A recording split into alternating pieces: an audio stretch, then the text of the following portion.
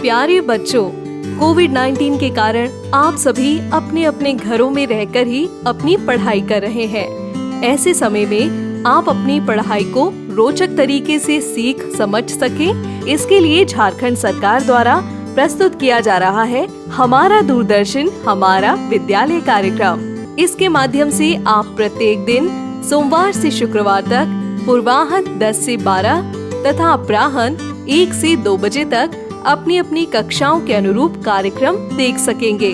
अब पढ़ाई नहीं रुकेगी। स्कूली शिक्षा एवं साक्षरता विभाग झारखंड। नमस्ते दोस्तों, आइए देखते हैं कि आज हम क्या क्या पढ़ेंगे। हम एपिसोड की शुरुआत कक्षा 9 में हिंदी के पाठ लहासा की ओर को पढ़ेंगे। ठीक इसके बाद कक्षा 11 में बायोलॉजी के chapter morphology of flowering plants को पढ़ेंगे। साथ साथ इन पर आधारित बेहद रोचक प्रश्नों को भी करेंगे। तो आइए शुरू करते हैं हम अपना प्रोग्राम डीजी साथ। अब पढ़ाई नहीं रुकेगी। नमस्कार विद्यार्थियों, इस वीडियो में आप सभी का बहुत बहुत स्वागत है। आज हम राहुल सांकृत्यायन द्वारा रचित पाठ लहासा की ओर को पढ़ने वाले हैं। ये इस पाठ का अंतिम वीडियो है और यह पाठ हमारी हिंदी की पाठ्य पुस्तक क्षितिज भाग 1 में संकलित है। आइए जानते हैं इस वीडियो के विषय बिंदु। आज के इस वीडियो में हम डांडे से लहासा की ओर जब लेखक जा रहा था तो क्या कुछ हुआ उसका वर्णन करेंगे। आइए शुरू करते हैं ये वीडियो। लेखक बताता है कि उन्होंने 2 घोड़े ले लिए थे और उस घोड़े पर सवार होकर वो डांडे की यात्रा करने निकल पड़े थे। तो दोपहर का वक्त था और लगभग जो लेखक था वो समुद्र तल से 17-18 हजार फीट ऊंचाई पर खड़ा हुआ था। तो यहाँ पर लेखक बताता है कि उस समय जो गर्मी थी वो कितनी हो रही थी। तो लेखक बताता है कि डांडे का जो रूप था वो भी बहुत ही ज्यादा बियाबान जैसा था, क्योंकि वहां पर जो पहाड़ थे वो बिल्कुल नंगे थे मतलब बहुत ही ज्यादा, जिस पर कोई घास नहीं थी, कोई पेड़ पौधे नहीं थे और ना ही कोई बर्फ की सफेदी थी, कोई बर्फ भी नहीं था। तो बहुत ही बियाबान जैसा था, उजाड़ जैसा था और बहुत ही भयावह स्थिति थी वहां की। लेखक बताता है कि उस रास्ते से होकर लेखक एक ऐसे स्थान पर पहुंचा जो डांडे के नाम से प्रसिद्ध था और डांडे नामक जो स्थान था वो देवता का स्थान था, जो पत्थरों के ढेर से और जानवरों की सींग, पीली, लाल, हरी इत्यादि झंडियों से बनाकर उस मंदिर को सजाया गया था। तो वह एक धार्मिक स्थान भी था जहां पर लेखक ने यात्रा के दौरान एक विशेष अनुभव प्राप्त किया। लेखक बताता है कि जो घोड़ा हमने लिया था वो घोड़ा तो ठीक था, पर जो लेखक के पास जो घोड़ा था वो बहुत ही सुस्त था। क्यों सुस्त था? क्योंकि वह धीरे धीरे चल रहा था और धीरे धीरे चल रहा था इसलिए वह पिछड़ गया। यहाँ पर लेखक एक पाश्चात्य उपन्यास के पात्र का वर्णन करता है जिसका नाम है देनक्वी किस्तो। देनक्वी किस्तो जो है वो एक ऐसा पात्र था जो अपने उपन्यास में एक घोड़े पर चलता हुआ जा रहा था, झूमता हुआ धीरे धीरे। तो लेखक को भी वैसा ही अनुभव होने लगता है। इसीलिए लेखक को लगता है कि ये जो घोड़ा है वो बहुत ही सुस्त है और आगे रास्ते में उसको इससे बहुत ही परेशानी हो। और ऐसा होता भी है कि एक जगह पर क्या होता है कि 2 रास्ते फूट रहे होते हैं, यानी 2 राह होता है। तो ऐसी स्थिति में अब लेखक कंफ्यूज हो जाता है। लेखक समझ नहीं पाता है कि उसे किस रास्ते पर जाना है, तो वह गलत रास्ते पर चला जाता है और 1.5 मील लगभग चला जाता है और तब उसे पता चलता है कि वो गलत रास्ते आ गया। और इस पर क्या होता है कि उसका जो दोस्त है सुमति, जिसके साथ वो यात्रा कर रहा है, वो काफी देर से उसका इंतजार कर रहा होता है और वो बताता है कि वो बहुत ही गुस्सा था। अब यहाँ पर सुमति के चरित्र के बारे में बताया गया, उसके रूपरेखा के बारे में बताया कि जो सुमति है वो मंगोल था एक, तो मंगोल का मुंह तो वैसे ही लाल होता है। तो वो बताता है कि जब लेखक वहां पहुंचा तो सुमति बहुत गुस्सा करने लगा वो कहने लगा कि मैंने 2 टोकरी कंडे जो हैं वो फूंक डाले। कंडे का मतलब होता है जो गोबर के उपले बनाए जाते हैं, उससे फूंक डाले उसने 2 टोकरी, और 3-3 बार चाय को गर्म कर लिया था। यानी उसने बहुत इंतजार किया था लेखक का। पर लेखक जो है वो तो रास्ता भटक गया था। और किस लिए भटक गया था वो बताता है कि उसमें उसका कोई दोष नहीं था, क्योंकि उसका जो घोड़ा है वो ही बहुत सुस्त था। तो अब क्योंकि लेखक जो है वो रास्ता भटक गया था और काफी समय व्यर्थ हो गया था, इसीलिए वो लंकोर में एक अच्छी जगह पर ठहर जाते हैं और लंकोर में ठहर जाते हैं। यहाँ पर लेखक लंकोर की यात्रा का वर्णन करता है कि लंकोर का उसका अनुभव कैसा रहा। ध्यान रहे विद्यार्थियों, हम पहली वीडियो में ये चर्चा कर चुके हैं कि लेखक काठमांडू से लहासा की ओर जा रहा है, तिब्बत की ओर जा रहा है। तो ये जो स्थान के नाम है ये उसी क्रम में है। अब तक हमने जितना पाठ पढ़ा उसमें हमने ये जाना कि डांडे का रूप कैसा था, और लेखक को एक सुस्त घोड़ा मिल गया था जिसकी वजह से वो रास्ता भटक गया था, और उसके लिए जो रास्ता है वो बहुत ही ज्यादा मुश्किल हो गया था। तो जो 1.5-2 मील का रास्ता है वो दोबारा तय करना पड़ा। उसमें उनका समय भी बहुत व्यर्थ हो गया। आइए अब हम आगे का अंश पढ़ते हैं। आगे लेखक बताता है कि लंकोर के बाद वो तिंगरी नामक एक स्थान पर पहुंचे। अब तिंगरी जो है वो एक बहुत ही विशाल मैदान था। यहाँ पर देखिए जो लेखक है वो ज्योग्राफिक स्ट्रक्चर भी बता रहा है, यानी भौगोलिक स्थिति भी बता रहा है स्थान की। जो तिंगरी है वो बहुत से टापुओं से घिरा मालूम होता था, जिसमें एक छोटी सी पहाड़ी मैदान के भीतर दिखाई पड़ती थी। तो उसी पहाड़ियों में एक छोटी सी पहाड़ी थी जिसका नाम था तिंगरी समाधि, और इसीलिए उसका नाम तिंगरी पड़ गया था। तो जो लेखक के साथ जा रहा है सुमति, तो सुमति जो है वो यहाँ पर एक व्यापारी के रूप में दिखता है। व्यापारी कैसे कि सामान्यतः वो साधु है, और साधु है तो वह क्या करता है, वो लोगों को चीरी बत्तियों के गंडे बनाकर देता है। अब ये गंडे क्या होते हैं? गंडे होते हैं एक प्रकार के ताबीज। तो वो ताबीज दिया करता था क्योंकि वह उसे बोध गया से लेकर आया था, तो रास्ते में वह लोगों को बांटा करता था और उसके बदले पैसे लिया करता था। इसीलिए उसका यहाँ बहुत सम्मान होता था, क्योंकि वह एक साधु है, एक बौद्ध भिक्षुक है। तो वो बताता है कि जो सुमति है वो यहाँ पर बहुत समय लगा रहा था। तो लेखक को वो समय व्यर्थ नहीं करना था, क्योंकि उसे लहासा पहुंचना था। तो लहासा पहुंचने के लिए लेखक बहुत ही उत्साही था। तो इसीलिए उसने बोला कि आप जो यहाँ पर गंडे बांट रहे हो इसे बांटना बंद करो, और इसके लिए मैं आपको पैसे जो है वो लहासा जाकर दे दूंगा, और इसलिए जल्दी चलो। तो सुमति ऐसा ही करता है। सुमति को पैसे चाहिए होते हैं और वह उसे मिल रहे होते हैं, तो वह क्यों मना करेगा, तो वह हाँ करता। तो लेखक जो है वो यहाँ से चलते चलते वो शेखर विहार पहुंच जाते हैं। शेखर विहार जो होता है वो मठ होता है, मठ यानी धार्मिक केंद्र।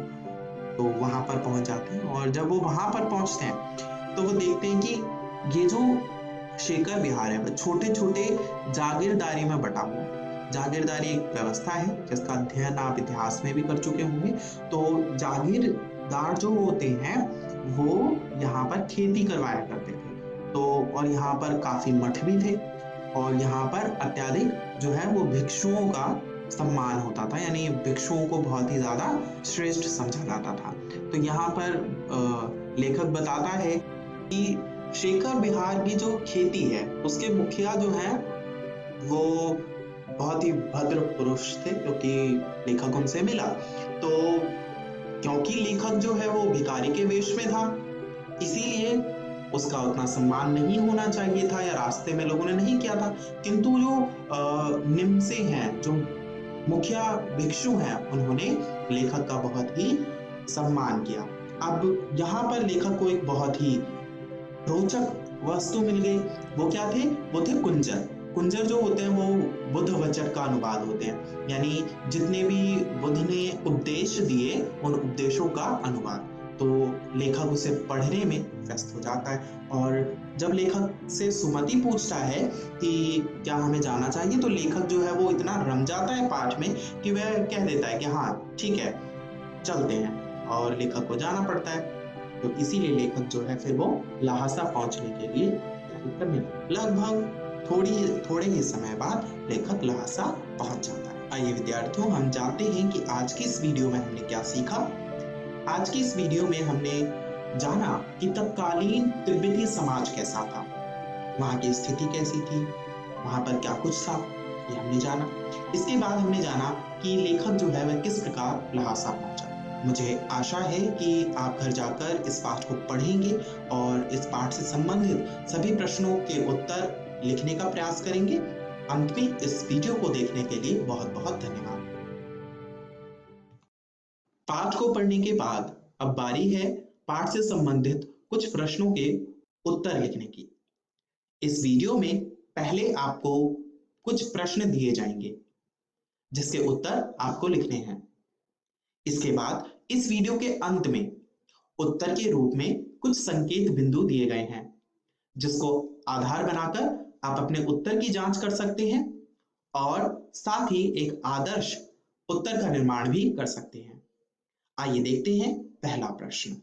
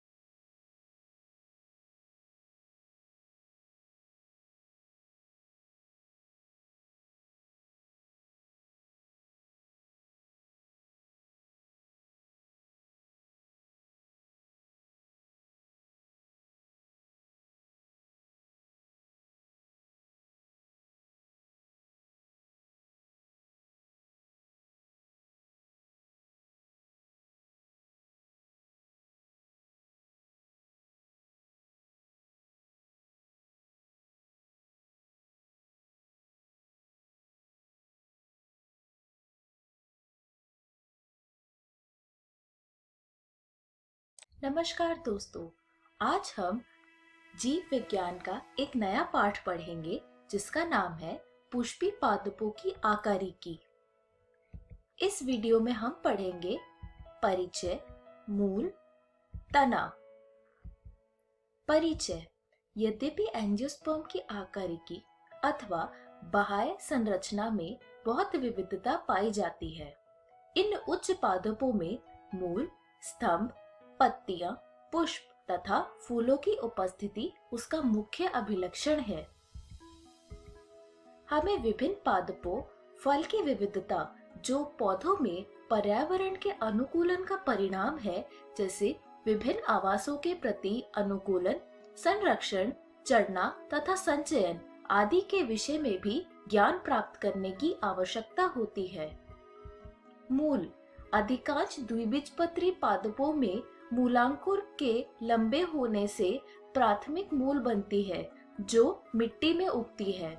इसमें पार्श्वीय मूल होती है जिन्हें द्वितीयक तथा तृतीयक मूल कहते हैं। इस चित्र में आप देख सकते हैं प्राथमिक मूल, द्वितीयक मूल और तृतीयक मूल। प्राथमिक मूल तथा इसकी शाखाएं मिलकर मूसला मूल तंत्र बनती है। इसका उदाहरण सरसों का पौधा है। एक बीजपत्री पौधों में प्राथमिक मूल अल्पायु होती है और इसके स्थान पर अनेक मूल निकल जाते हैं। ये मूल तने के आधार से निकलती है।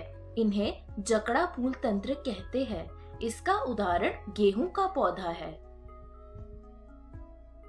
पौधे जैसे घास तथा बरगद में मूल मूलांकुर की बजाय पौधे के अन्य भाग से निकलती है। इन्हें अपस्थानिक मूल कहते हैं। अब हम जानते हैं मूल तंत्र के कुछ प्रमुख कार्य। मिट्टी से पानी तथा खनिज लवण का अवशोषण, पौधों को मिट्टी में जकड़ कर रखना, खाद्य पदार्थों का संचयन करना और पादप नियामकों का संश्लेषण करना। अब हम जानते हैं मूल के क्षेत्र के बारे में। मूल का शीर्ष अंगुलित जैसे मूल गोब से ढका होता है। यह कोमल शीर्ष की तब रक्षा करता है जब मूल मिट्टी में अपना रास्ता बना रही होती है। मूल गोब से कुछ मिलीमीटर ऊपर मेरिस्टेमिक क्रियाओं का क्षेत्र होता है। इस क्षेत्र की कोशिकाएं बहुत छोटी, पतली भीति वाली होती है तथा उनमें सघन प्रोटोप्लाज्म होता है। इनमें बार बार विभाजन भी होता है। इस क्षेत्र में समीपस्थ स्थित कोशिकाएं शीघ्रता से लंबाई में बढ़ती है और मूल को लंबाई में बढ़ाती है।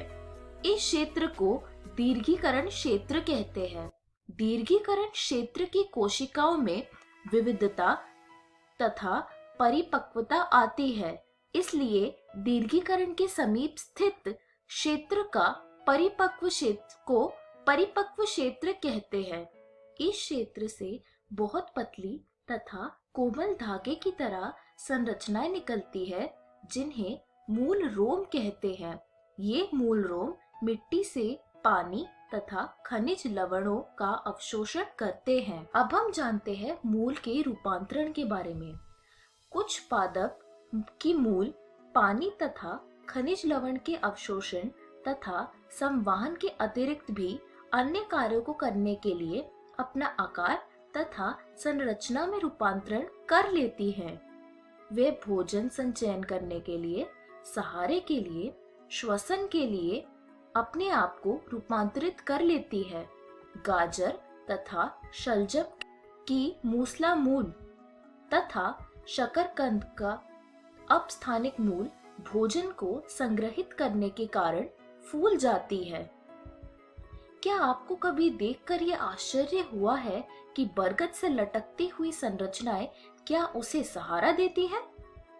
जैसा कि आप इस चित्र में देख सकते हैं किस तरह बरगद की मूल आपको दिख रहे हैं। इस मूल को हम प्रॉप रूट भी कहते हैं। इसी प्रकार मक्का तथा गन्ने के तने में भी सहारा देने वाली मूल को तने की निचली गांठों से निकलती है। इन्हें अवस्तभ मूल कहते हैं। कुछ पौधे जैसे राइजोफोरा जो अनूप क्षेत्रों में उगते हैं, इसमें बहुत सी मूल भूमि से ऊपर वायु में निकलती है। ऐसे मूल को श्वसन मूल कहते हैं। ये श्वसन के लिए ऑक्सीजन प्राप्त करने में सहायक होती है। अब हम तना के बारे में पढ़ेंगे। तना अक्ष का ऊपरी भाग है जिस पर शाखाएं, पत्तियां, फूल तथा फल होते हैं। यह अंकुरित बीज के भ्रूण पर प्रांकुर से विकसित होता है। तने पर गांठ तथा पौरियां होती है। तने के उस क्षेत्र को जहां पर पत्तियां निकलती है उसे गांठ कहते हैं। ये गांठ अंतस्थ अथवा कक्षीय हो सकती है। जब तना शैशव अवस्था में होता है वह प्राय हरा होता है और बाद में वह काष्ठीय तथा गहरा भूरा हो जाता है। तने के प्रमुख कार्य है जैसे शाखाओं को फैलाना, पत्ती, फूल तथा फल को संभाले रखना। तना पानी, खनिज लवण तथा प्रकाश संश्लेषणी पदार्थों का संवहन करता है।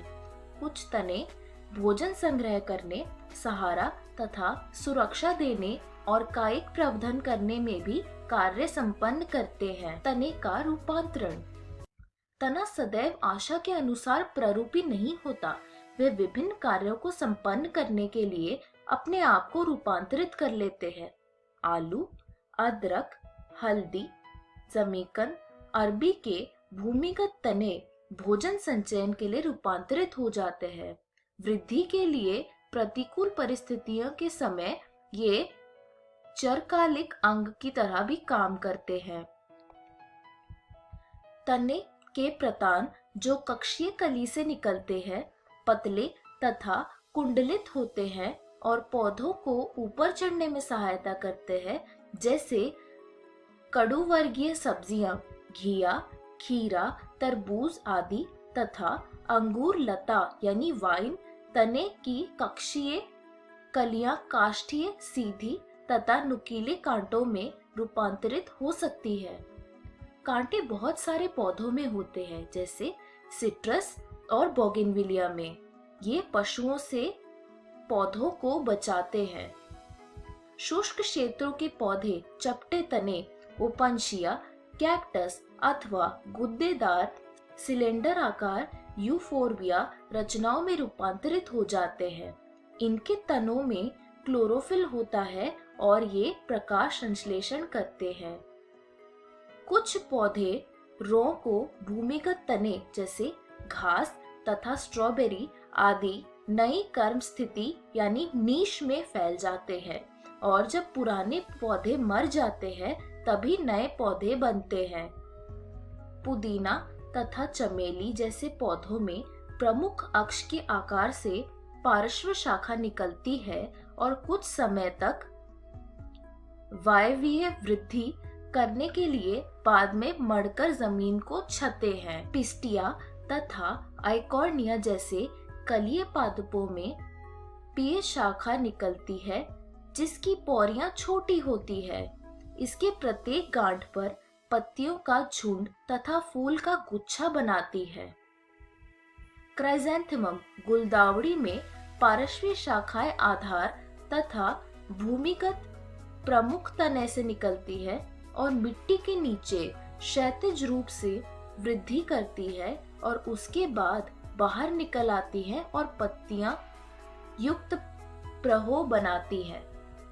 इस वीडियो में हमने सीखा परिचय, मूल और तना। अगली वीडियो में हम पढ़ेंगे पत्ती, शिराविन्यास, पत्ती के प्रकार, पर्णविन्यास और पत्ती के रूपांतरण के बारे में।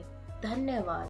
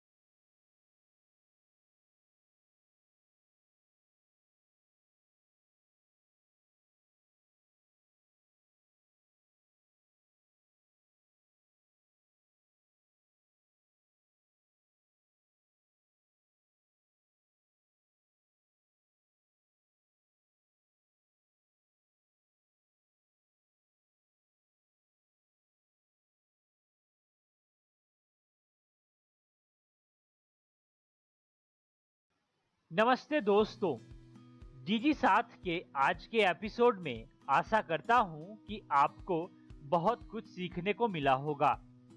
आइए देखते हैं कि आज हमने क्या क्या पढ़ा। दोस्तों, आज हमने कक्षा 9 में हिंदी के पाठ लहासा की ओर को पढ़ा। ठीक इसके बाद कक्षा 11 में बायोलॉजी के chapter morphology of flowering plants को पढ़ा। आइए देखते हैं कि हम कल क्या पढ़ेंगे। दोस्तों, कल हम कक्षा 9 में इंग्लिश के chapter the fun they had को पढ़ेंगे। ठीक इसके बाद क्लास 11th में इंग्लिश के चैप्टर द एड्रेस को पढ़ेंगे। इस प्रसारण से संबंधित सुझाव, अपने प्रश्न इत्यादि आप हमें jcertrg@gmail.com तथा टोल फ्री नंबर 1800 5728 585 पर संपर्क कर सकते हैं।